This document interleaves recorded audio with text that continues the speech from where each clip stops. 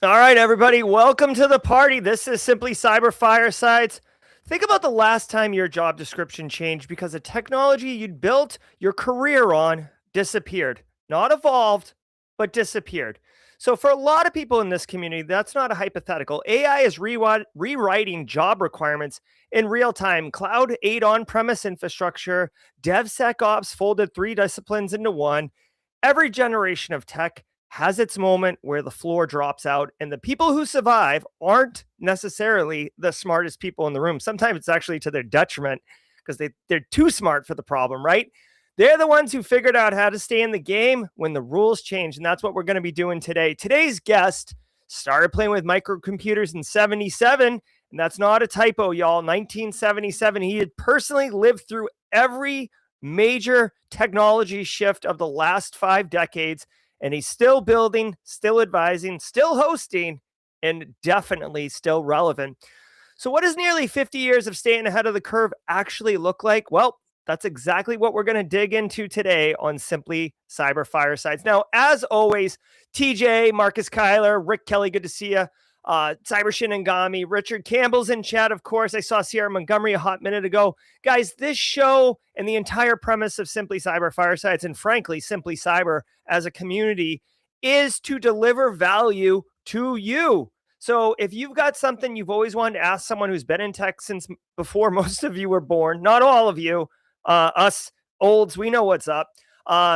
He's seen the whole arc from personal computers to AI. Whatever we talk about, drop your questions in chat. This is supposed to be an engaging, a collaborative show because the entire reason I run this show is to get, questions answered and get value from our guests and basically explore the conversations that make us all better cybersecurity professionals. So standard practice, put a Q in chat, which means I'll know it's for me and it's not just, conversation going on. So let's talk about our guest for a hot minute, shall we? Let me pull this up here so you can see his beautiful face. There we go, Richard. Okay.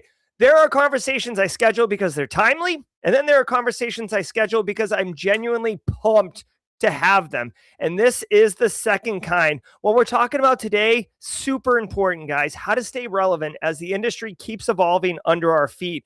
And I hate to use this term, but I'm going to use it because it's so cringy a little bit right now.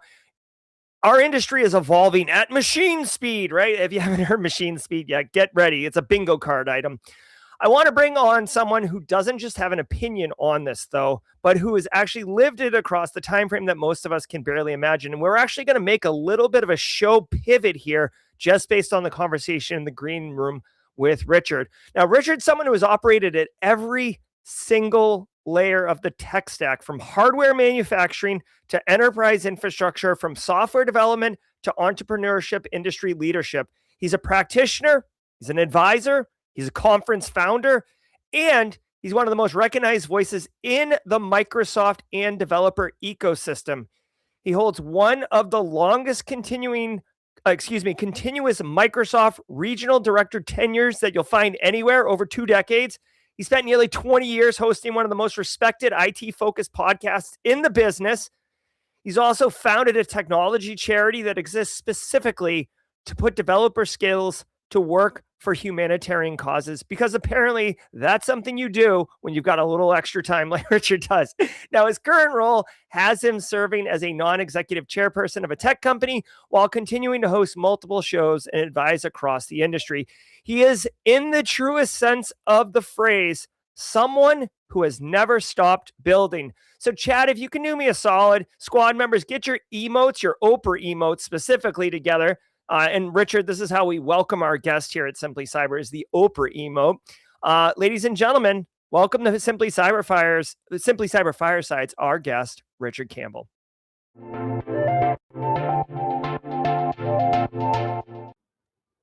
All right, Richard, what's cooking, man? Oh, no, I love the Oprah. So that's awesome. Yeah, you get an invite, right? That's fantastic. That's great. I love it. Now, really quick, Richard, normally I wouldn't dox you, okay? And you don't have to say the location, but please, just chat. I said, how's it going, Richard, when we first got on the call? Right. And I said, where are you? Like a pretty common question, right? We're all working remote. Everybody's somewhere, but not, in the room with you. I said, Richard, where are you? Richard, let me ask you again, where are Hmm. you? I'm right about here. That's where I am. Guys, that's That's not a video. That is live feed. yeah. That's a look out at the Salish Sea. I'm on the west coast of Canada, and it's a beautiful, sunny, late spring day. Summer is upon us, friends. Oh my God, so gorgeous. And Yeah. selfishly, I wanted to see it again. That is There you go. just, whew, that's something that like Bob Ross would be like, yeah, let's Yeah, go. yeah, yeah. So, No, we had lots of good painting to be done around here. My oh, wife runs the art center in town. oh, that's so cool. Yeah. Sierra Montgomery, kind of in that Pacific Northwest region, so she certainly knows that area live in chat. So, Richard, we were going to Mhm. talk, and I do want to talk about this. AI is, I mean, it's disrupting everything. It's Sure. paradigm shifting, and a lot of times that gets thrown around, but it's more hyperbolic than anything. AI really is disrupting everything. Let's take it back. I say this on the stream all the time. If you've been Mhm. around long enough, you have seen cycles in technology, and as I said in the intro, you've been at this game for a very long time, Yeah. right? Let's talk about cycles and what they are and what you've seen and how it plays to AI from your experience, if you would. And we've had a number of technological cycles if you've been in here before, right? The thing that's special about the AI one is we also got a finance hype cycle at the same time, and that makes it extra dumb, honestly. Last time it was like this, it was the dot com boom, Yep. right? Where the internet went public essentially. Anybody could be on it in around 95 or so. That's when that change happened. But this hype cycle didn't start till like 97 with the IPO of Netscape. There's a name you haven't heard in a long time. Yeah. And that kicked off this ridiculous amount of investment that overinflated a market and grew it rapidly. And that money vanished eventually in 2001. And that hurt a lot of folks when that happened. But it's not like the tech went away.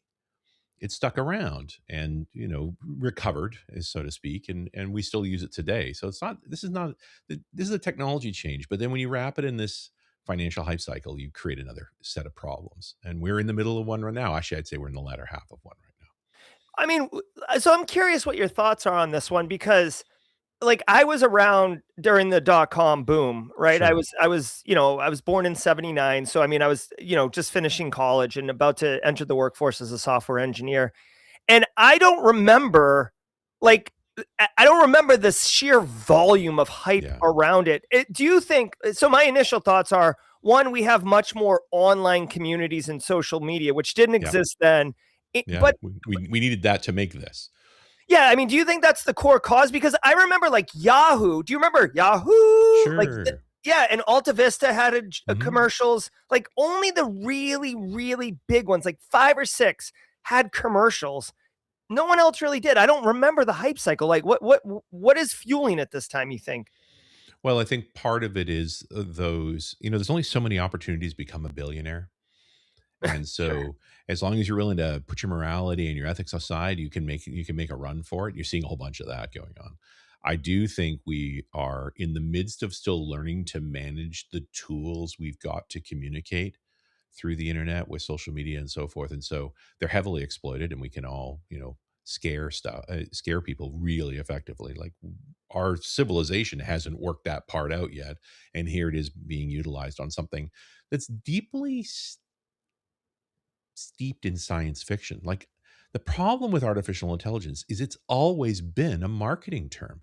When Minsky and McCarthy came up with the term in the 50s, it was to raise money from the military, which by the way they did and were successful with. But then the money dries up, you have an AI winter, Mhm. and then you go for the next iteration. But every time we've had a cycle and wrap something in the term AI again, it comes and goes.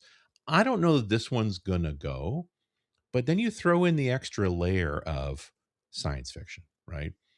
Starting with, the first time the public hears the phrase artificial intelligence, it's 2001 A Space Odyssey. It's Mhm. 1968. It's Kubrick's film. And sure enough, and it's Hal. And then Hal tries to kill everybody.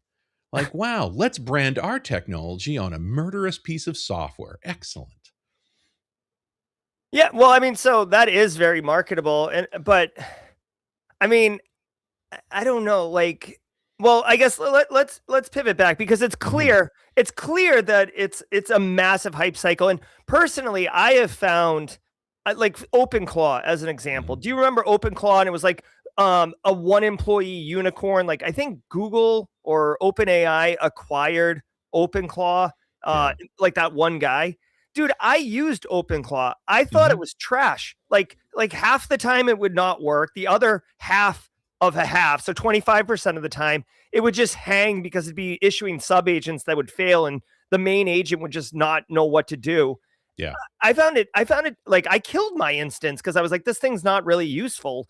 Like, I don't know, like the hype and the reality. Do you find that they're two separate Oh, things? all the time. And because these things, these tools are so contextual, and you'll notice when I talk about this, I work really hard not to anthropomorphize, right? I'm trying to give these things an identity. I'm not let it fool you. Keep reminding yourself it's software. Mhm. So the problem is these tools are non-deterministic. And so often people have good experiences because the context they're executing the code in gives them responses they can respond with, right? That works for them. Mhm. But often, I wonder, you come from this area, Gerald. I think security people speak more carefully. You need precision in the way that you speak. And so that lack of decoration in your language, the way that you would approach testing the software tends not to have it, be too flowery coming back at you. And so, those instincts are good instincts, but it also means you're not always going to get great experiences with these tools. Yeah. Well, it's funny. So, you're like, I know you have a breadth of experience and knowledge, but like, Hmm. I guess I feel like you identify as an IT person. And I Yeah. know I'm an IT person, you're an IT person, you're also a security person, and I'm a security Hmm. person, but just kind of the lens at which we look. As you were saying that, like, yeah, the non deterministic and the testing of it. So, when we're evaluating whether or not to allow a AI tool or an AI solution to be integrated into the workforce, or in like how do you test Copilot? How do you Sure. test Claude? Right? When I think about those things, honestly, like the responses and the utility of the responses, like Hmm. I actually lower that on the bar of like things I'm concerned with around AI because they are important. And if you can hack and get a prompt that brings back secrets or refunds money or something, that's certainly Sure. bad. But like for me, like immediately access control is like the number one thing that I'm thinking of. Like, where are these things able to, go? And What do then they when have they get access to to? those Yeah. things, how privileged are they? Because what I'm Well, seeing you were is, tinkering with OpenClaw, so you know perfectly well about privilege problems if oh you're going to my play with God. that Yeah. tool. And the problem, another thing, dude, is that they're making it one PowerShell command to install, which Yeah. means like anyone, my Aunt Dorothea, who's like, technically illiterate, she can figure out how to do it. And I love Yep. my Aunt Dorothea, but like not everybody should be able to just run OpenClaw or whatever on their endpoint at full admin Well, with permissions. their permission set, right? Which is almost certainly all up. Yeah. So okay, I want to make sure that we address the title of the show Yes. before we go busting myths and Mhm. dealing with all sorts of problems. How do we stay current? How do you stay relevant, right? For everybody in chat Mhm. right now, and especially I'm thinking of people who have been working in industry for 10 years, 15 years, right? And you youngs, I get it, it's awesome, but like a lot of people already have established them, here's my skill set, here's my specialty, here's what I Sure. do. And those things are getting transformed. So Richard, like what do you say to people in chat who are like worried about staying relevant and not having their job taken by a younger person who's like, going to have all those skills that are in demand? Well, look, be clear, nobody has all those skills. Everybody's a novice at this thing. The ChatGPT nightmare is 3 years old, right? They only just happened. So nobody's got 10 years experience anymore, at least when it Mm, comes to these tools. But every time we have an impact like this, when the cloud emerged, when mobile emerged, you always fall back to the fundamentals. What's our job? Right? Our job is not about any given tool set. It's not about any given practices. It's about the fundamentals of protecting the information and the value of the company. Right. So how we go back to those fundamentals and don't worry about the tools. Worry about the fundamentals. Do we have a lock on the door? Do we know how to lock the door? Do you know how to unlock the door? Like just those basic mechanisms. And once you start working your way through that stack, what's your first instinct when you look at a tool like OpenClaw? Can I turn it off? Like Yeah. once I have that knob, then it's like, now what rights does it has? Like you start building parameters around it bit by bit. This is the same practice every time.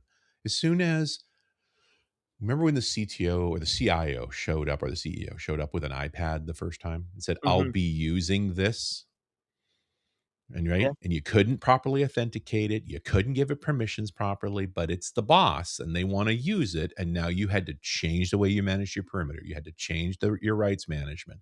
You had to contend with these mobile devices because the leaders wanted it, right? We Mhm. just are, and you go back to the fundamentals. Like you asked me, CEO, to make sure the data doesn't leak elsewhere out of the organization. That device represents a potential leak. Now let's see how we can manage that, which is usually a way of saying, boost my budget and we'll go spend money and solve this problem for you. Yeah, well, and it is, that's another thing that I tell people in cybersecurity. It's like, yeah, it's a great job and it's very rewarding, but like if Hmm. you do it well, it's hard. Like Sure. it's challenging. And like even that example you just gave, like doing all of that is hard, which is why, people will right click permission everyone Yeah. because the problem goes away. I mean, it really is the same in IT. It's the tough challenges are challenging for that Hmm. reason to solve for, and get through. Um, so okay, now we talked a little bit about this before the show started, and this guys, you're going to be getting so much value and knowledge from this conversation. But this is something that I've personally dealt with, and I Hmm. really wanted Richard's take on this. So let me set up the let me set the scenario for everyone, and then Richard, I want you to take the ball, dribble down, and dunk it. Sure. Okay. So here's the reality, guys. A lot of times with a new technology like AI, Hmm. when it gets introduced into the environment, the business is going to look towards the most seasoned practitioners, your senior IT engineers, the person who's been there 15, 20 years as the expert to help with this. Now, let's go back one generation of tech cycle just so we have real context. When Cloud. cloud came, same thing happened. All right, guys, we've been told to go to the cloud. We were told it's going to save money, elasticity, fast, spin up, spin down, whatever. We're going to save money. So we look at the guy who's been there for 25 years that helped decide we were going to go AD instead of Novell, and they helped build the network and all this other stuff. Hey, we need you to move us to the cloud. Now, this person has to skill up or they are comfortable. And a lot of times you'll get those senior people who have just been chilling, right? And now you're going to ask them to go take training, go learn. They're not going to do it. And Hmm. now they're going to be doing cloud or doing AI with no clue what they're actually doing. Because to Richard's point, everybody's got the same level of experience right now. You're starting at zero. It's just you have 25 years of previous experience. You have zero with this technology. Those people can be massive problems. Richard, Sure. how do these problems, like, let's talk about how you identify these problems. And then, most importantly, and the best part of this talk, how do we deal with those problems? You know, security people only get to be security people because they're crazy curious. There's no other way, right? You have to be crazy curious to want to keep poking at a problem until you really understand all the angles on it. Root cause analysis is hard. And if you don't find that joyful to just hammer away at that, why are you in that job? Hmm. The problem is when you get seniority in a given place with a given set of structures, you eventually get to a point where dogma works because you've built it. Hmm. You've built a set of policies, you've built a set of rules, you've got structure around it so that you can generally govern things, which means your reaction to a new technology to disrupt that is no, right? And organizations, even at this moment, are still operating on the no AI policy. And Which often blows my it's, mind. yeah. Well, and the reason it's hard is because unlike many technologies, this one's very top down, right? The the hype cycle folks have done a good job of persuading the C-suite they have to have this or the company's doom, and so they're coming down on this with this pretty hard. And so, in some ways, we've got more advantage for moving that senior person that doesn't want to do this because they kind of don't have a choice, right? The boss is saying so, and this could be a career limiting move for you. But it's always a mistake to just immediately go to your tech leadership and say these are the people who are going to do the new thing.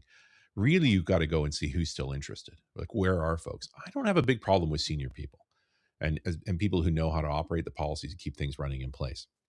You're after a tiger team You want to pull from a set of disciplines inside of your organization that folks that are curious still, that are very interested in trying new things and going new places, to put that team together and say, let's pick an area in the organization where we can play with this new tool. When I've had situations where I just can't move a senior person, like, I don't normally live in large corporations for very long. I've been acquired a couple of times, like I learned to get out of that, but I consult a ton.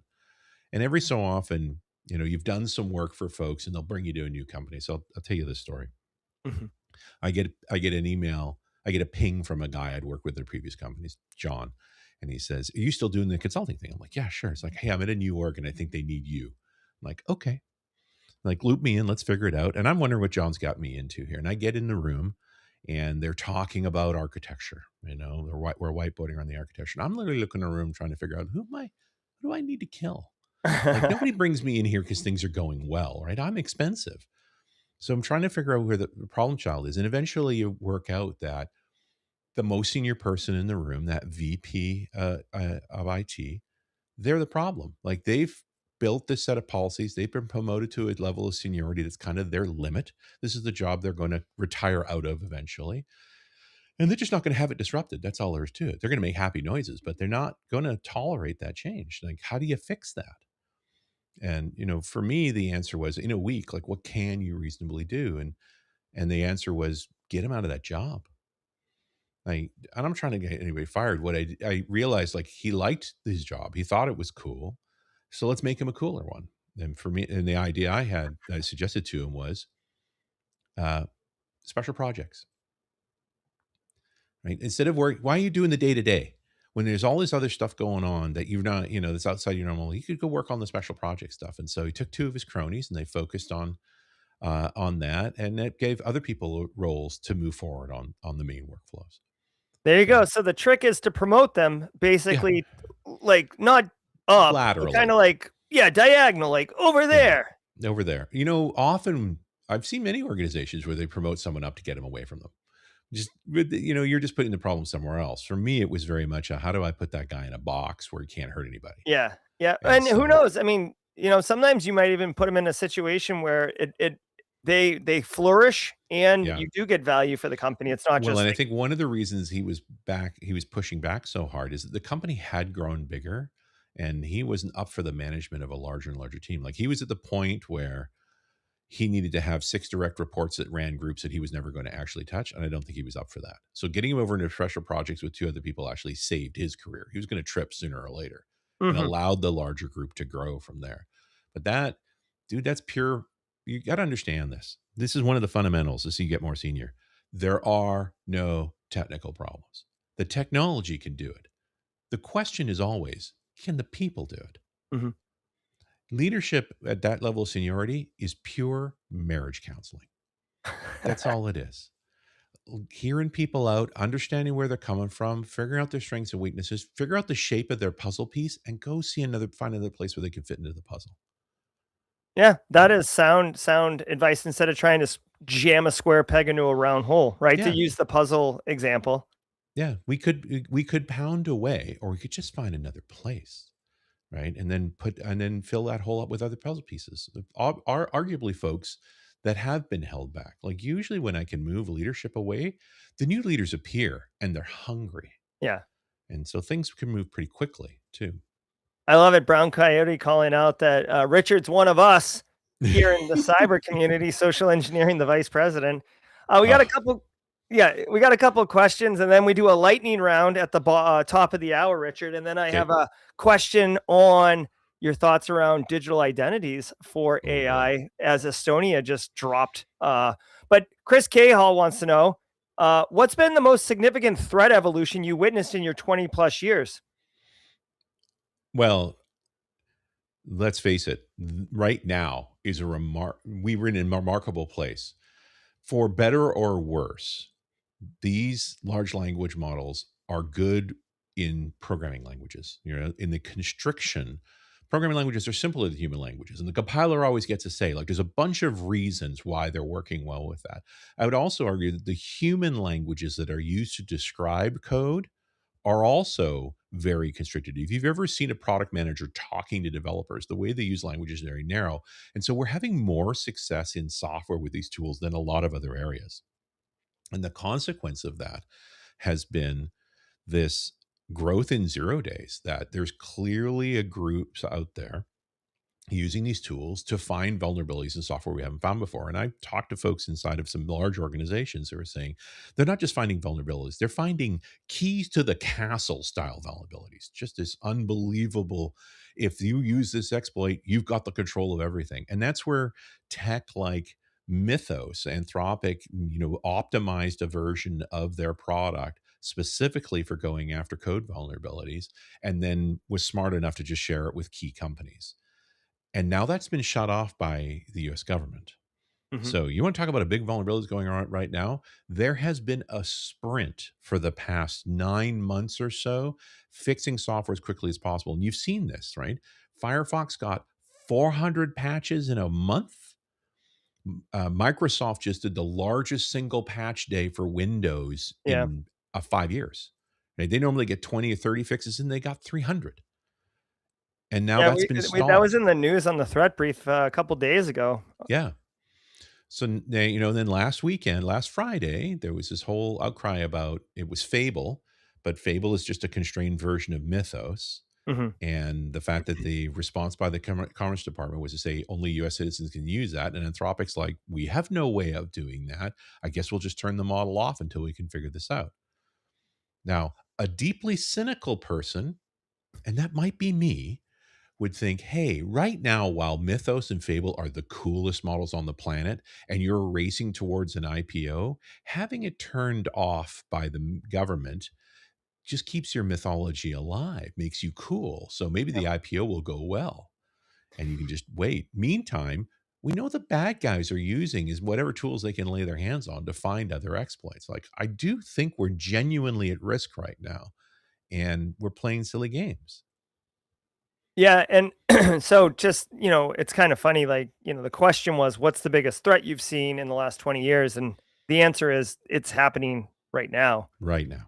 Right now, Yeah, yeah, and and if you just not the obvious one, right? Not the everybody's going to lose their job in the next 2 years. That's ridiculous and untrue, and a great tactic for raising money, just not actually accurate. The real one is the one that's been going on behind the scenes, which is repairing software vulnerabilities that have been there for years, that these tools are able to detect. Some are going to be easy to fix and some are not, but all are going to be exploited because inevitably those same tools end up in the hands of the black hats. Mhm. Yeah, and yeah. Well, I mean, that's the thing. It's like this isn't I always say this on the morning stream. I said Mm. this isn't like a nuclear weapon where there's like controlled physical limited resources in the Yeah, world that you can and knowledge to be able to assemble and have that capability. This is something that is software and like by constraining export of Anthropic, that's fine, but like that doesn't stop other countries from continuing to R&D yeah. and grind on their models, if anything. So I definitely agree with you. We can explore that a little bit deeper too, like this or not amalgamation, this like nexus of NIST being overwhelmed and not enriching Mhm. vulnerabilities anymore, and then just the sheer volume. I think honestly, I think they should use AI to just like use the same AI that's finding the 0 days to update the code bases Yeah. and have it move at machine speed. I know that that term is like getting killed in the business world, but I do like it personally, so I use it all the time. Yeah. Question from Sierra Montgomery, Richard. Mm, If global connect, who by the way is Pacific Northwest, if global nice. connectivity becomes less reliable due to geopolitical or infrastructure pressures, what assumptions underpinning modern enterprise architectures need to be reconsidered? Ooh, deep thinking. I like that one, Sierra. Well, this is and yeah, great question. And you're just talking about the direct, the direct parts here. What happens when you have a trouble trusting the companies that are your current hosts? Right? What happens when every one of the hyperscalers is actually an American company? I mean, nominally multinational, but actually an American company. And I've been doing plenty of work in Europe where folks are caring a lot about data sovereignty. It was a nice to have and a great talking point before, but now it seems far more critical. So, rule number one, at least from a cybersecurity perspective, is do you know where your stuff runs? Are you really keeping track? Are you paying attention? I see when we talk about supply chain attacks and you see the news hit early about a major product being used, like are your bill of materials in sufficient place? Do you know you have dependencies on that? And of course, bill of materials means it's integrated in your software, but is it integrated in your execution pipeline somewhere? Do you depend on that company? And now throw in the geography of it as well. Now, I've spent time in the financial services space where we were doing uh, tax specific behaviors in finance where it mattered where we'd end up in conversations with the auditors about where the transaction take place. So we would literally lay out a map of different tax regions based on their connectivity in the undersea cable map to say, can we run it here? Can we run it there? What's the latency look like that? Like the fact is, if you're operating in the cloud, and you probably are, you need one of those maps. You need to know where all those things are running. And to be able to answer the question when leadership comes at you saying, hey, we're not going to be able to conduct business in XYZ country. What are our dependencies there? Yeah. Can you answer the question?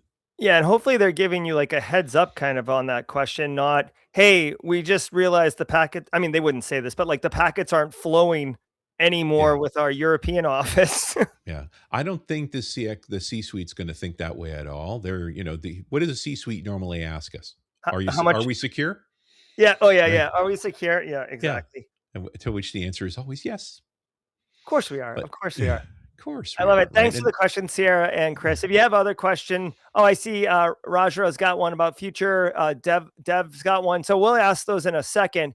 But Richard, it is the top of the hour, halfway through the Yeah. show. I've introduced a new little segment that's a lot of fun. It's just 5 fast questions, completely off topic, nothing to do with tech or security. It's called Lightning Round. And the only rule is you can't overthink the answers. Are you ready? Ready. Okay, question number 1, Richard. You've been doing all of this since 1977. Is there a technology from the early days that you're genuinely nostalgic for? Something that just felt better than what replaced it?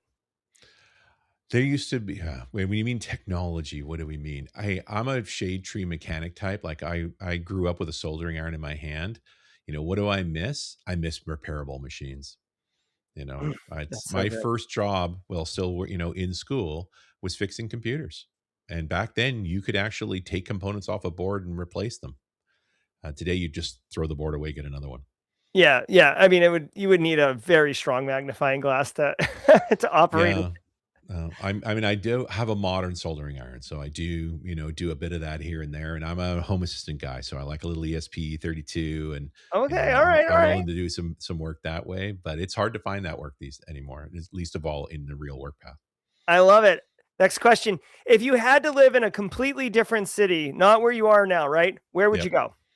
I'd be in New Zealand. I was born there. I still have family down there.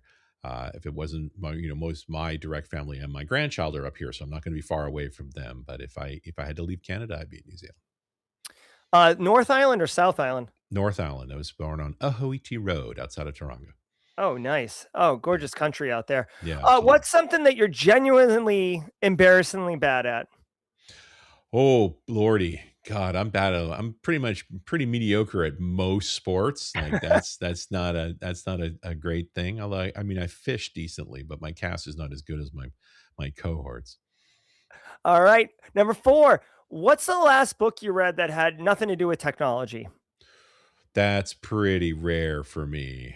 I read. I am prone to science fiction, which is still kind of technology. If I gotta, Okay. if What's I've the got last to read, sci-fi book you read? um, yeah, I'd have to go back. Like I just hammered through all of Ian Banks again, just because it's so good. Okay. Did you So read yeah. Neuromancer? Oh, of course. And remember, I'm outside of Vancouver. That's where William Gibson is from. Oh, I didn't know that. He taught English at UBC. He's retired now. And the brilliant thing is that's a guy who came up with the word cyberspace while Yep. typing it out on a Wedgwood typewriter. Oh, that's so good. I love it. And fun fact, I did not know about Gibson there. Yeah, he's Uh, here. Richard, coffee, tea, or something else entirely, and how many does it take to get you through a recording day? It's all tea all of the time. Never got into drinking coffee. No point starting now. It's too late for me. And if I haven't had 3 cups of tea before we record for a show, I'm going to be grumpy. 3 cups of tea. And just, I guess, to double click on that question, what kind of tea what are you doing? Yorkie Gold, naked, nothing in it. If it's good enough Okay. for Sir Patrick Stewart, it's good enough for me. There you go. There, and that concludes our lightning round with our guest, Richard Campbell. So we're getting back into it. We're talking about staying relevant in technology as tech changes. So it's career focused. We're really focused on AI and talking about AI. If you have any questions in chat, drop them with a Q. I did see a couple that we'll get to in a minute, but I wanted to get Richard's thoughts on this particular story as the AI trend continues. Hmm. This was in today's news. Estonia, who is like bleeding edge with Yeah, yeah. internet They had their voting systems online before anybody. yeah, they are making another, first move here by um they have plans, they're going to legalize it to give AI agents digital IDs, essentially not civil rights or anything, but unique identifiers, kind of like a driver's license or a social security number, with the idea that, you can use it to enable access control. And I don't know if they would go this far, but like accountability on action so you can trace it back. What are your thoughts on this particular strategy? As long as these IDs are tied to the person who instantiated them, because I don't want software to have rights any more than I want corporations to have rights. I want people to have rights, and so people to have responsibilities too. Very early on in this cycle, there was an incident here in Canada at Air Canada, where Air Canada had an early LLM agent that would answer questions for passengers, and a passenger had used the tool to identify the fact that they could get a refund on a ticket because they were dealing with an issue around a funeral. And so then when they changed their ticket, did the thing that you do, when they went to get the refund, the company refused, and they were able to go to court and say, "Hey, this tool told me I could have my refund," and they was like, "Well, if you'd asked a person, they wouldn't have." And the judge rightly said, "Hey, you used that tool in substitution of a person. That if a person had said that you take liability here too." And now I thought was the correct outcome. If you're going to use these tools to to as responsible actors for software for your company, they have the same set of responsibilities.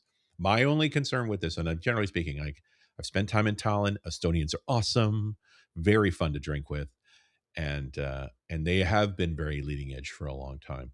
The main thing I don't want to hear is, don't give this software should not have rights. Software just represents liability for its owners.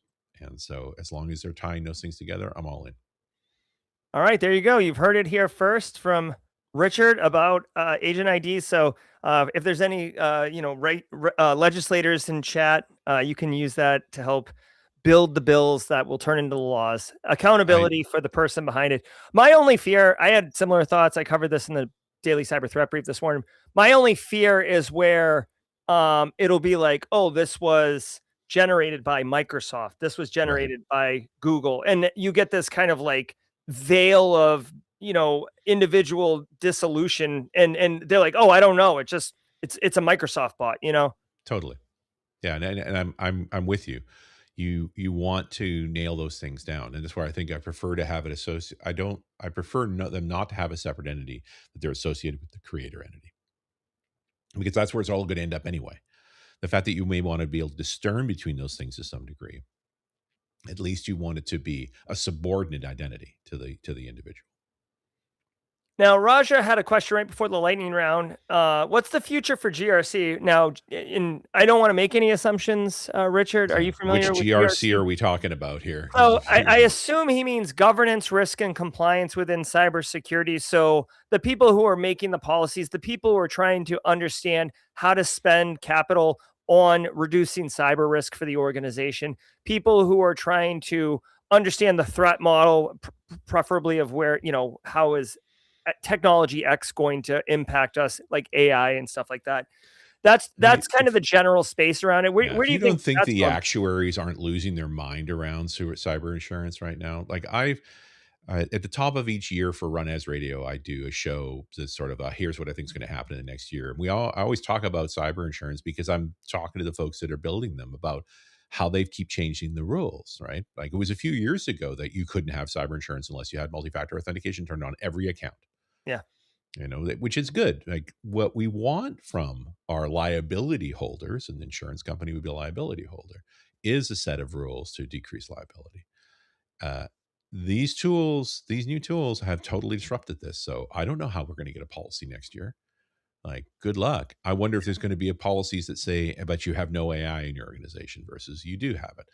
Like, should there be an open claw clause? Because I would really not want that inside of my organization right now. Like, those are all deeply concerning things on all of this. So yeah, we're being disrupted again. But think about how much policy change we had to do when cloud came into play, when it Mhm. was no longer your hardware inside of the perimeter or hardware you directly licensed. You couldn't point at the gear anymore. Heck, you could barely point at the data center anymore. Yeah.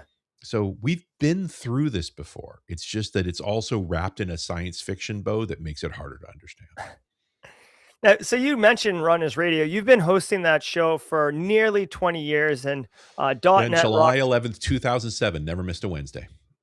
Wow. I mean, you guys talk about consistency on the daily cyber threat brief. We've only been doing it 4 or 5 years. So we got a ways to catch Richard in July 11th, 2007. April 11th, 2007 to today. Oh, Yeah, okay, April 11th. So nearly 20 years, a little over nearly. 19 years. Yeah, And we hit .NET episode rocks. 1000 last fall. That's awesome, dude. .NET rocks Thanks. even longer than that. We passed 2000 episodes of .NET Rocks. So hosting means you have to stay genuinely curious and keep asking good questions about things Always. that you may understand deeply already. Yeah. Well, Did your job is not to be the smart guy in the room. Your job is to represent the audience. Ask the Mhm. questions the audience would ask. Yeah. Don't skip over stuff. So do you think teaching and talking about technology is actually a mechanism for staying current? And is that an underrated strategy? I mean, there's no better way to learn something than to also have to teach it, to take responsibility for, have to own a whole corpus to be able to educate someone else on it. I've written the conference session abstract because I wanted to learn it. So, but you got to put the pressure on me to say, now you have to do an hour presentation on it. So get to work. Right. So yeah, teaching's a great strategy. And it's, you think about how you grow as an individual contributor. All too many companies, the only way you can be promoted is to become a manager, which is not for everyone. It's a different job. But the way we grow as individual contributors is by mentoring, which is not managing. That's different, right? And mentoring is partly a teaching role. How do you explain technology? How do you describe roles and goals to folks so that they can get better? Eventually you've done the things you wanted to do. You've proven the things you want to prove. Now help others do it. And that makes you better in the process. This is a new user. I've never seen his name before. He has an amazing question. Okay. So the basis of the show is staying relevant, kind of evolving as tech evolves, and AI is the big one. He says, I work with and delegate as much of my job as a sysadmin to AI tools. Okay. It doesn't Yep. matter which ones specifically. And the question is, am I becoming more or less relevant? This is such a good question. And I wish I could say your name correctly. I'm just going to say, ooh, I Richard, think it's what an do you think excellent about name. this?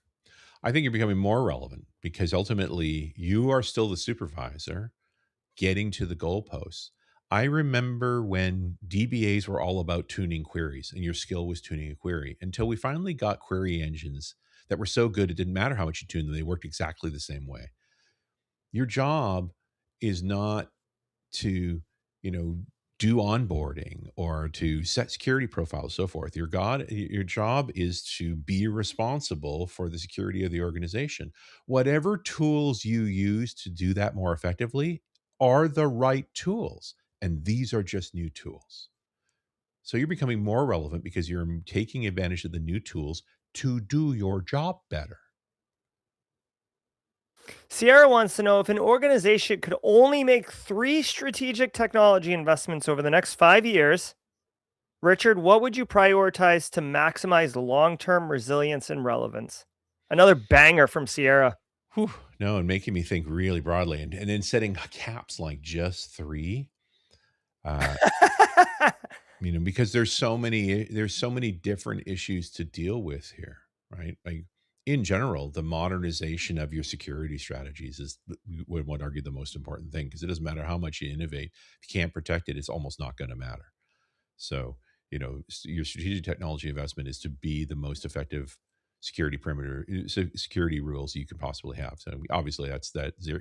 Today we call that zero trust, but it's like, Mhm. how are we going to manage all those things? Being able to flexibly operate anywhere at any time. So that's not just work at home. That's also what cloud entities we're going to use, what compute locations are we going to be in. We're seeing we're seeing repatriation where organizations now have run workloads in the cloud long enough to know that their operation is actually more efficient pushing back home, and that shouldn't be a big deal to move. The one of the things to understand that's important about cloud is it's not just a place or a product, it's an architecture.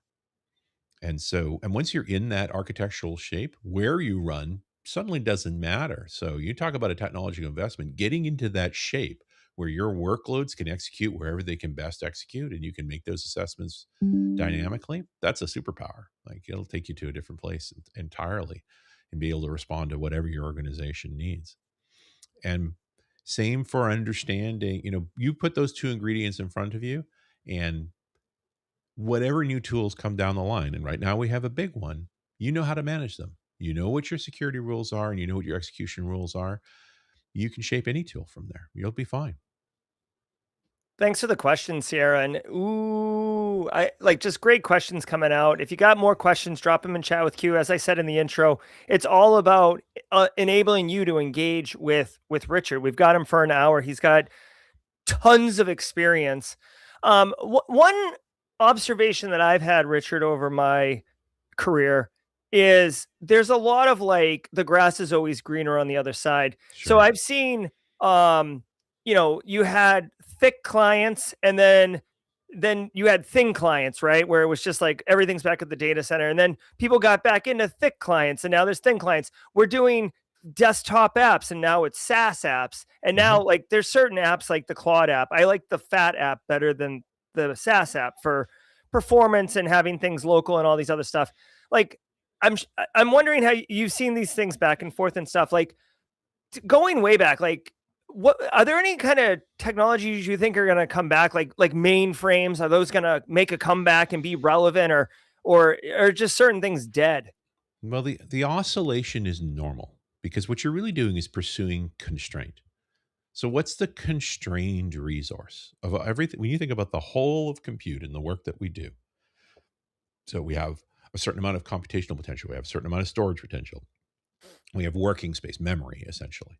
The true constrained resource is network. Network is the constrained resource. There's only so many wires. There's only so much bandwidth.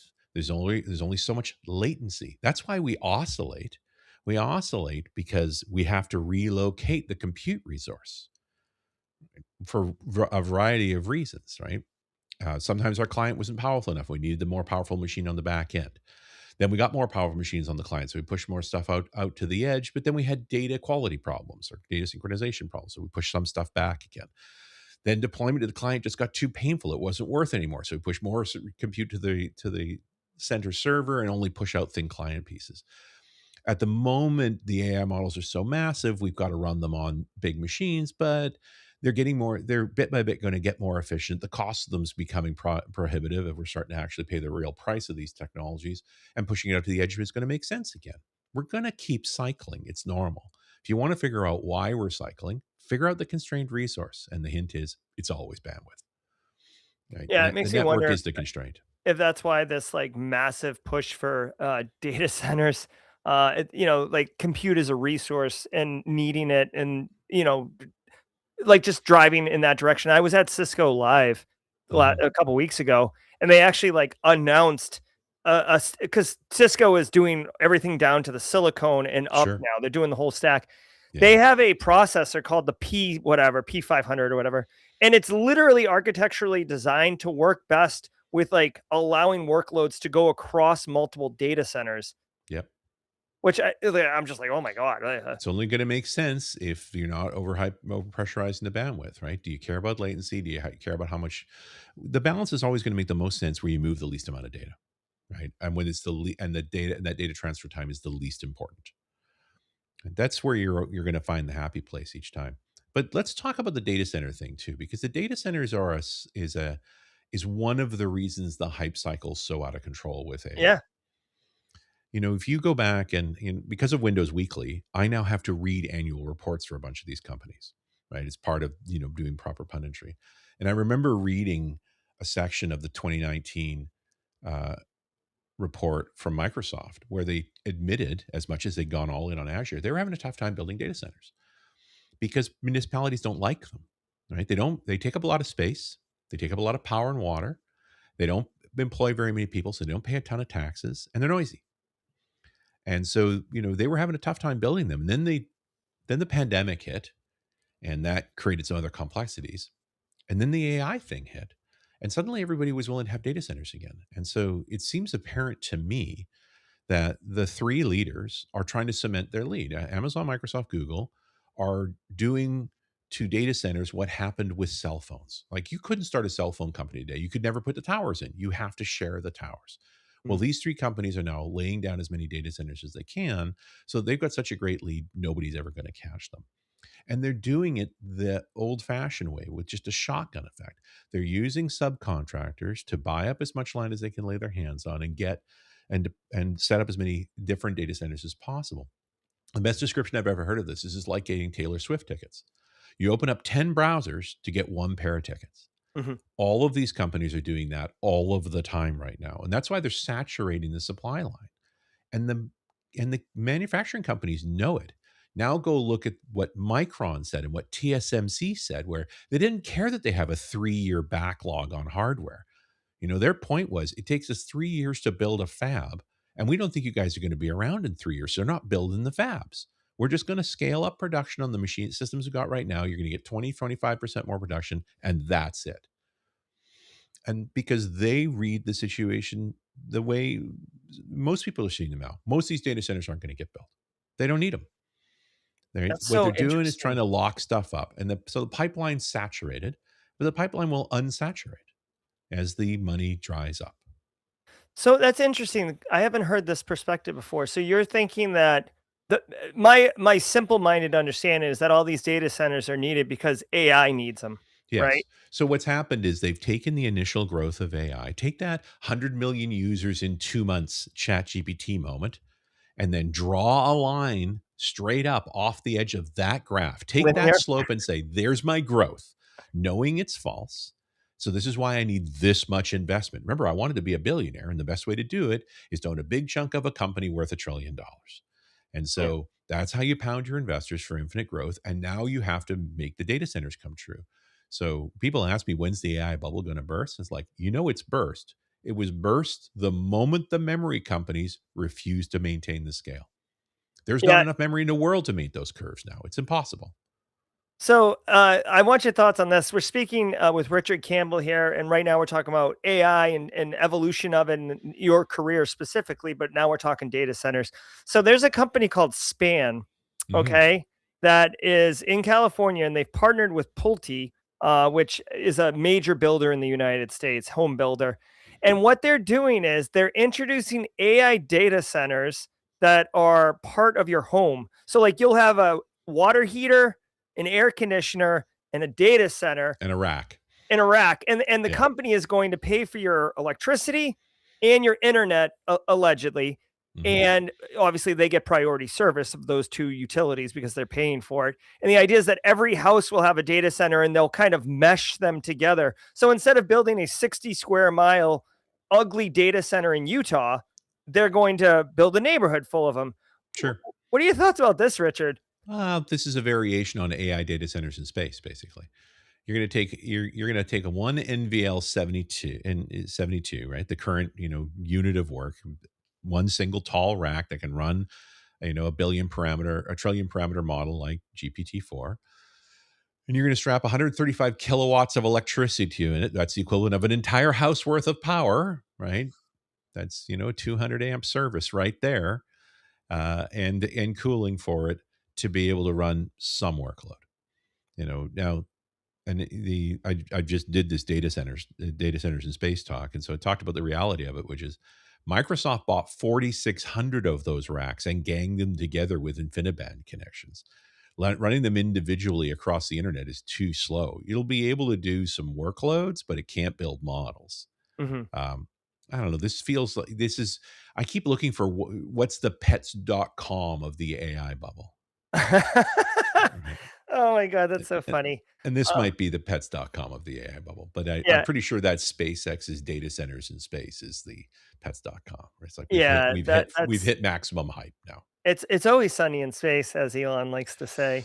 We're Yes. almost at time. We've been talking with Richard Campbell. Richard, one thing I always love doing for my guests, because the community, they want to continue to engage and keep the Mhm. conversation going. You have a way more than most of my guests, opportunities of connection and Yeah. consumption. So if you want some more Richard Campbell in your life, Richard, where can people get more of you? And I mean, if you like, if there's a link where I can go to show them all of your podcasts and It's all of your speaking engagements and all of you. there isn't one place for better or worse. I Okay. probably should work harder on that, but I did give you the list, right? Obviously, .NET rocks. If you're a .NET developer, that's where we talk every week. RunAs Radios for the sysadmin. Windows Weekly is the more pundity. We do a live stream for typically 3 hours. The one thing I'll reward you on that is that we always finish the show with a whiskey. Oh, So okay. I'm a whiskey fan, and so this week we closed out with this nice bottle of Thornes, which I got from Denmark from a friend.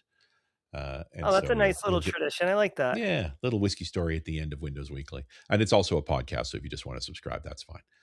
But the live streams are always a little unhinged because we go so long. And yeah, I wish I could maintain a conference schedule that made any sense, but I can't. I do 15 to 20 conferences a year, so Well, and I'm that's all where over the we place. met, was at a conference. I was at ThreadLocker, yeah. It In was fact, Zero Trust we've World. we've just committed to doing Windows Weekly at Black Hat in August with the Really? Oh, ThreadLocker okay. Like booth. live Yeah, from the show floor. live from the show floor. I love it. So, I mean, would you want them to go to the YouTube channel? Would you want them to go to the Apple podcast? Where would you like them? You get your podcast where you get it from. That's the right thing to do. And I'm not hard to find. I'm on all the social medias, and always excited to talk. There's so much to discuss, and so you have a choice. You have your choice.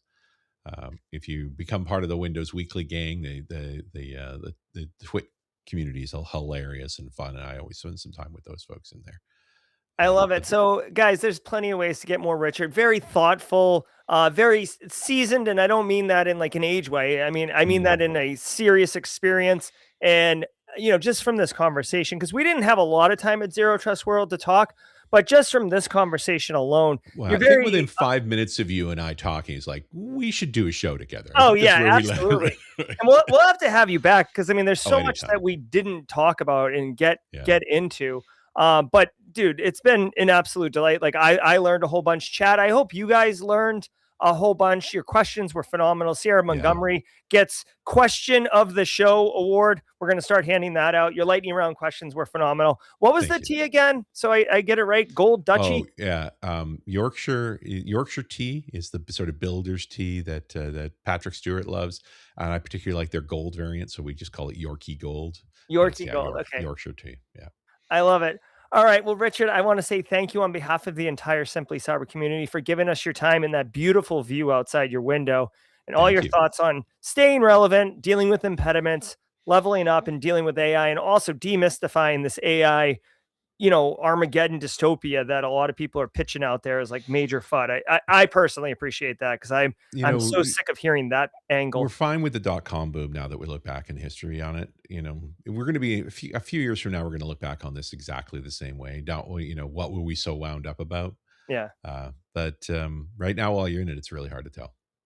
I love it. All right, guys. Thank you so very much, Richard. Thank you. And until next time, y'all, stay secure.